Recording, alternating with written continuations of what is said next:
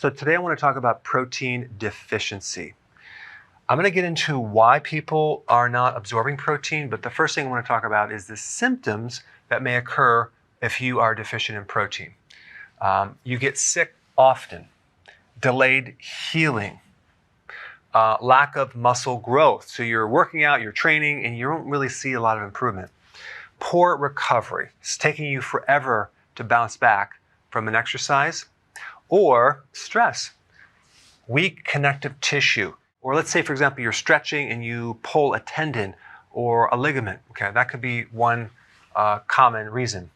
Bone loss, low neurotransmitters, which is going to affect your mood. Low hormones, and I'm talking about insulin, growth hormone, and thyroid hormone. Those are the ones that are made out of protein. The other ones are made out of cholesterol. Low enzymes, so your digestion is not that great, but you realize the enzymes are involved in a lot of different chemical reactions, not just digestion. You're not able to detoxify properly. You have allergies to a lot of things. You have chemical sensitivities to a lot of things. Poor sleep. Also realize that when you're absorbing protein in your body, you might be deficient because of a nutrient, not necessarily the protein that you're consuming, okay? I'm going to go into some of the problems with absorption, but that could be one factor right there. So these are the general symptoms of a protein deficiency problem. It's not just always about not eating enough protein. Okay, that's what I'm trying to say. All right, amino acids. That's the purpose of consuming protein, to get the building blocks of protein, which is amino acids. So when we actually eat protein, the bonds between the amino acids are broken down to a certain degree at our stomach level and then in the intestine, and then we absorb them into our body. Now, the purpose of amino acids is for muscle repair, neurotransmitter precursors. So amino acids supply the building blocks to make neurotransmitters: dopamine, serotonin, adrenaline, all of those. And the difference between a neurotransmitter and a hormone is this. A neurotransmitter is a communication particle that travels through the nervous system. A hormone is a communication particle that travels through the blood. Okay? Also, amino acids provide the raw material for biological proteins. Now, what do I mean biological proteins? Well, protein that you eat that then turns into body tissue go way beyond just your hair, nails, skin, and muscle. There's so much more. All the enzymes, not just for digestion, but all the biological reactions that make energy, that help you detoxify, that make body tissue, need protein. We talked about hormones already. We talked about detox. Your DNA, that's the blueprints made out of protein. So there are a lot more things that your body needs this protein for that go way beyond just what people think, like hair and nails. Now, this is interesting. When you consume food, protein, eggs, fish, chicken, things like that, sometimes you might think that that protein is going to be going right into the body and providing the raw material as amino acids. But in reality, this is a list of some common proteins that we consume. Obviously, breast milk, we don't consume that presently, only if you're a baby. But when you consume these proteins, each category is absorbed and turned into body tissue differently. So I'm not even going to talk about absorption. I'm just going to talk about how much of this protein is actually turning in to your body tissue. Okay? Breast milk is at the top of the list. 49% of it turns into body tissue. But look at this, 51% is wasted as either fuel, glucose, and also the other part is nitrogen waste. It goes, you urinate it out. Now realize when it turns into sugar, it will stimulate insulin to a certain degree, but it will also stimulate the opposing hormone called glucagon. So it will not contribute to the spike in blood sugar that you might think, okay? Because we have two things going on.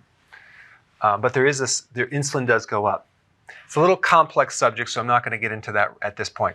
But if we take away breast milk, egg is at the top of the list. 48% of egg will turn into body tissue if everything else works right and you're taking all the nutrients you need. But look at this, 52% is wasted. Interesting. So when you eat that protein, realize that you're only getting a certain percentage. Okay, meat, fish, bowel. Only 32% turns into body tissue. That means 68% is wasted. But you didn't realize that. Soy, 17%. It's pretty low. 83% is completely and utterly wasted. Okay, dairy and whey. So many people are taking whey protein and thinking, oh yeah, I'm building muscle mass. Well, 16% of it, 84% is turning into fuel or you're urinating it out.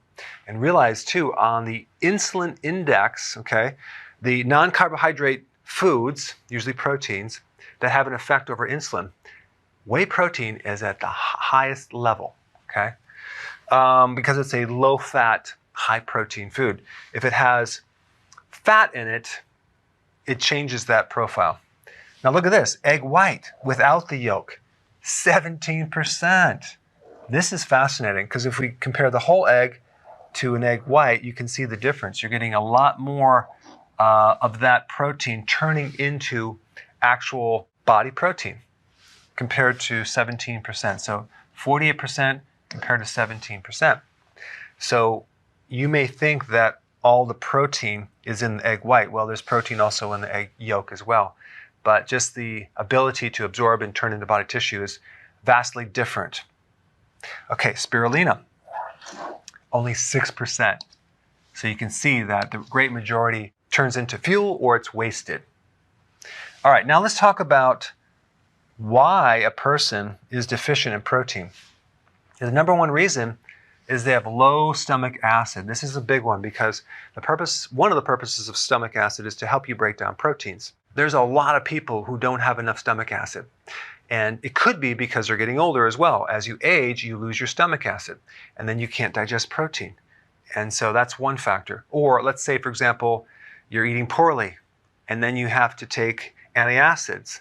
Well, guess what? That's going to lower your stomach acid. So if your stomach acid is not strong enough, you're not going to be able to break down the protein, and you are going to have a protein deficiency. This is a real simple no-brainer, and I do recommend with a lot of people to take apple cider vinegar and betaine hydrochloride, and that usually will fix the problem after some weeks or even months. But this is the top of the list, okay? Next one is inflammation. If you have inflammation in your colon, other places, the need for protein goes up, okay? Because you're not going to absorb the amino acids, especially if it's in the gut lining as inflammatory bowel disorders. Like I said before, the older you get, the harder it is to absorb actual amino acids and turn them into body tissue. If you're an athlete, your requirement goes up. You don't just need more protein, you need more amino acids turning into the tissue. If you have gut damage, let's say, for example, there's scar tissue, you have damage from a condition called celiac, which is autoimmune because you've had too much gluten and you're sensitive to it. And then the little villi hairs that in your gut are destroyed, so now you can't absorb amino acids and you can't absorb nutrients that well. Another problem would be if you have SIBO, small intestinal bacterial overgrowth, where the bacteria that normally should be in the large bowel is in the small bowel, and that right there is going to prevent you from absorbing amino acids because the microbes are going to feast on the amino acids and not leave any for you. Insulin resistance. 65% of the population is probably 80%. Pre-diabetic, diabetics, they're not able to absorb the amino acids because of this right here. This is why keto and intermittent fasting is so crucial to do over a period of time. And you're going to find that you're going to absorb more and more nutrients and more amino acids. If you have liver damage, if you have a fatty liver, if you have cirrhosis, or you have kidney damage, you're going to be protein deficient. If you have a heart problem, let's say it's a damaged heart muscle, the requirement for proteins are higher. Gastric bypass, you're not going to be able to absorb those amino acids properly. And there's a lot of other reasons as well, like if you have anorexic bulimia, if you're a small child and you're underweight, there's other reasons. So these are the underlying causes of why you're not absorbing protein. Now, there's a very interesting product that I'm going to put a link down below. And it's simply a combination of 8 amino acids. That's it. There's no binders, and it's just put in a tablet form. And I'm going to recommend this for any of these conditions right here. And especially if you want to improve your recovery from a workout or you're an athlete, because 99% of it turns into actually body tissue. It's nearly 100% anabolic. There's no turning into sugar or waste. So that's one huge benefit. And this amino acid product is in a perfect ratio. So in other words, there was a lot of research behind it to come up with this product, to have it in the exact right ratios, so that way you can get maximum improvement. There's barely any calories. Why? Because nothing is wasted as fuel or anything. It goes right into your body. Take it on an empty stomach because it can compete with your other protein. So I always recommend keep on the regular program that you're on, but just add this to it. Maybe when you wake up in the morning, that's when I take it, or right after a workout, because it absorbs in 23 minutes. Okay, normal protein takes a lot longer. You would want to take it after you work out, or when you wake up in the morning on an empty stomach. It's completely anabolic, which means it builds muscle, it helps stimulate muscle repair, and it increases your recovery a lot faster. So I put a link down below to check it out. Thanks for watching. Hey, if you're liking this content, please subscribe now, and I will actually keep you updated on future videos.